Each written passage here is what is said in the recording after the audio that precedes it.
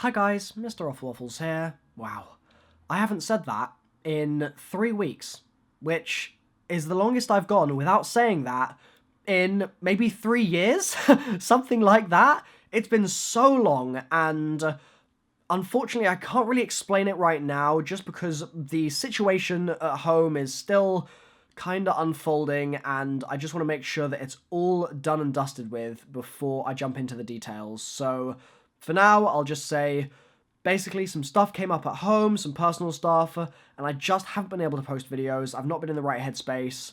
It's been really difficult, and I'm very sorry because I feel obligated to kind of keep you guys updated about these sorts of things, but without further ado, I'm just going to jump into this video, and then at a later date, I'll explain all of the stuff that's been affecting me at home, okay? So back to business. Over the summer, myself, JC, Liam, Azura, and Lex stayed in a house together in LA and did this whole Boogie Boys thing that I'm sure you guys have seen by now. And while we were out there, one of the things that we did, just for fun on some of the days, were escape rooms. The idea is that you get locked in a room, and then they don't let you out unless you solve the puzzles inside the room, and it's basically like doing a real-life Easter egg.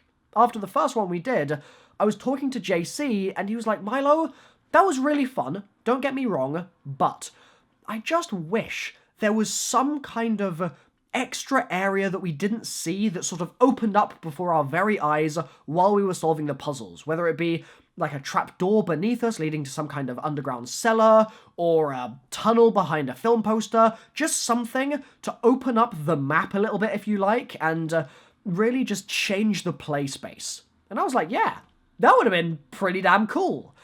And then we did another escape room a couple of days later, and exactly that happened, and it was glorious. We basically pressed a button or something, and an entire section of wall opened up, and suddenly the area that we were in was twice as big, we had an entire new space to explore, and it was just really damn cool. That feeling of, oh my goodness, there's more, just cannot be beaten in that kind of scenario. So, moral of that story, escape rooms, but specifically just secret rooms in general, are really damn fun. Secret rooms also pop up every now and then in Zombies, and they have that same similar effect of just feeling really cool that first time you discover them. For example, on Transit, the map that everyone pretty much universally hates, the power room is just cool. Regardless of what you think of the rest of the map, the first time you go down there with that turbine, you're just like, huh?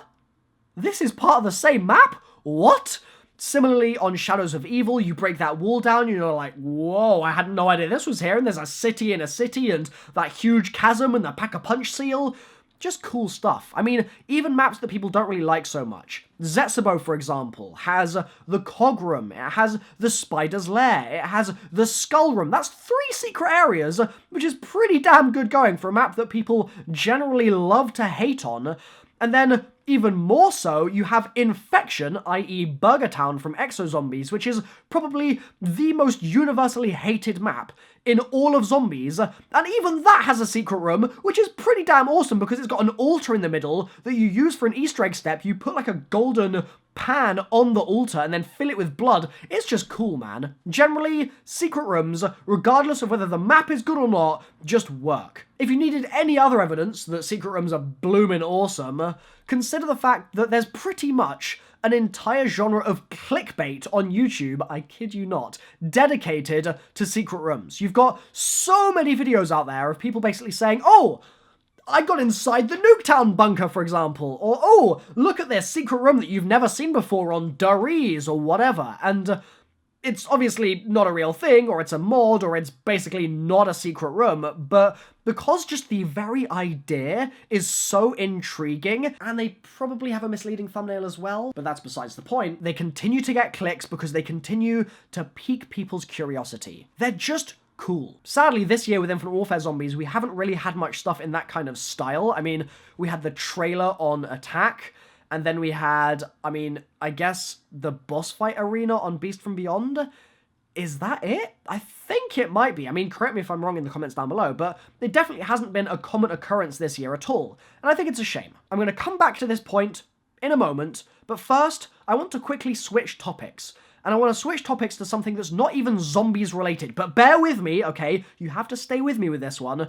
We're going somewhere zombies related in about 5 minutes time, okay? We're gonna get there, but you've got to go on the journey first. My original inspiration for making this video came from a friend of mine called My Name is Bife. That's right, he's a Destiny loremaster, just like I'm a Zombies loremaster, I suppose you could say, and he posted a video a couple of days ago describing a secret room in the tower area of Destiny 2. Basically, you go into the hangar, you climb up the rafters, and then you follow some air vents, alien style, and out you pop into this secret room that isn't signposted and is pretty much empty.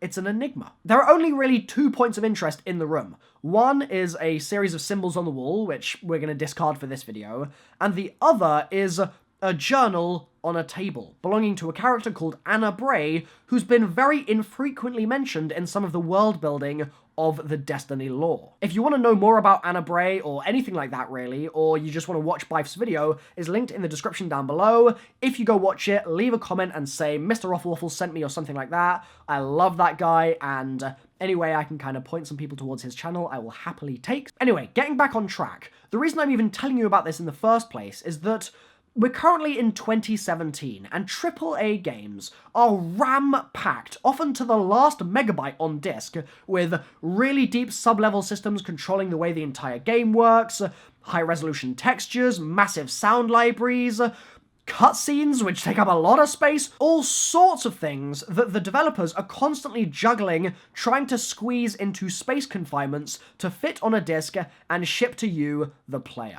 And yet, in Destiny 2, which is a vast game, there is so much to it, there is an entire room left in the tower for pretty much no reason, containing a book that has, right now, no purpose, and some symbols on the wall that, again, right now, have pretty much no explanation. It's absolutely fantastic, because it gives the player a moment to stop outside of all of the other stuff swirling around in the game. It gives them a moment to stop, pause, and ask a question.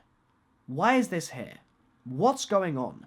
Why did Bungie even bother to craft this area and put it into their game and leave it here for me to find and give me a way to access it that piqued my interest along the way but didn't make it too absurdly obvious? And just why is any of this even happening in the first place? Why now? Where is it going? What is its purpose going to be in the future? Is this a lead into an ARG, a viral campaign for a DLC? Is this going to be a build into a really important character in a future DLC or in a future expansion or a future game?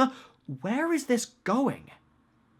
And those sorts of questions, I certainly feel like, have been getting less and less common in the last couple of years in these sort of really big blockbuster AAA games that you and I have most likely been playing. The fact that just by giving no answers at all, but asking a bunch of questions, even my mind, which doesn't really have a lot of Destiny in it, admittedly, because I haven't really been able to play Destiny 2 just yet, I haven't had time, I played Destiny 1 though, even my mind is reeling with the possibilities of where this could go, what Bungie could do with it. I know they have a history of doing viral campaign-y type stuff. I mean, the music of the spheres for Destiny 1 was really cool, and all sorts of stuff like that could potentially be one of the future worlds that we see emerging from this kind of room. Maybe. And the possibility is so cool to me. And that brings me on to what I want to say in this video about zombies. And I know it's been a little while to get here, but I wanted to make those points prior to making this one because I think that they really help hammer it home. The origins of the Zombies storyline and the success, I would say, of the Zombies IP within Call of Duty was absolutely built upon the shoulders of questions. Whether it be a hand left on the Verrückt power switch, and then a map later, and presumably thousands of miles away, an armless man missing his hand hanging from the roof of Shinonuma, a swamp research facility. Or the numbers, the poems, the curses, the drawings scrawled on the walls of the Verrucht Asylum, talking about strange biblical events and bombs falling from the sky, and then a meteorite in Shinonuma sparking and crackling in the muddy swamp water, and then we're introduced to Harvey Yeaner, Peter McCain, Cornelius Purnell, Dr. Richtofen, and Dr. Maxis. And all of these things start coming together, and we begin to world build in our own heads. They're giving us building blocks and saying, run free. Do with this as you will. If you're interested in Peter McCain, push in that direction. And the genius of the original Treyarch team was that they then said, okay, so you like Peter. Here's another breadcrumb. We don't know where these breadcrumbs lead, but here's another one. And eventually, slowly but surely, the storyline built up. And we were introduced to some serious key players, like Sam. And all of those breadcrumbs now have turned into the zombie storyline, and it's a big swirly mess, but the origins of it was all based on questions. And it was so much fun. And honestly, I kind of feel like we've lost track of that in the last couple of years. I mean, you think about Black Ops 3, and don't get me wrong, right? Black Ops 3 was great. The entire experience, from the reveal all the way through to Chronicles, was something that I loved. I mean, you saw me loving it on my channel. You saw my reactions, you saw my theories, you saw everything about it from me. I loved Black Ops 3. But that doesn't mean it's not above criticism or critique. And I think that it did get a couple of things wrong. And one of those, certainly in places, was the asking of new questions of the player. There was a lot of remolding of old content, of putty that we had long since discarded. There was a lot of tying threads together that we just didn't really care about anymore, or certainly thought were cool, but maybe as a gimmick, as a kind of novel, that's cool, but not necessarily anything more than that. And, in my opinion, a real lack of asking the player, what the hell is this entirely new thing? We got a lot of old content reshaped into the new, which was cool, but could have been so much more. Of course, I'm not saying that answers are a bad thing, that we shouldn't ever have our questions resolved, but I feel like when we do get to those points of resolution, it's so much more fun if they also springboard us into a new area. Or if that answer doesn't, something else in the map does, or something else in the story does, or there's just some kind of extra breadth to things. And I think that that's where Black Ops 3 kind of falls down, because essentially a lot of that world building is derived from a story they started telling in Origins, and then kind of didn't tell in Black Ops 3, and that seems to be the way they're going in the future, and it just left me scratching my head a bit, because there was so much focus on the past, but that was pretty much it. And it just leaves me thinking. I mean, it's no secret that Black Ops 4 is gonna be the make or break point for Call of Duty as a franchise. If it's bad, the ship will crash and burn, and sink to the bottom of the ocean, and there will be no getting it out again.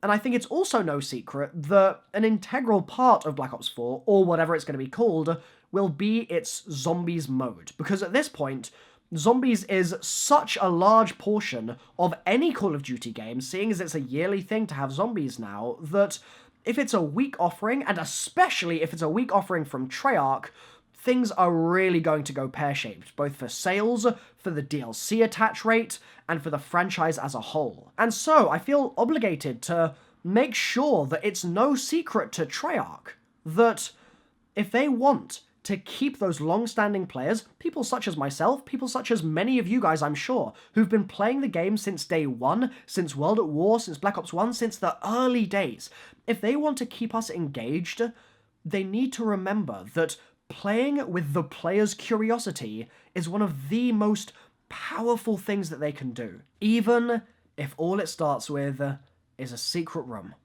with little to no purpose.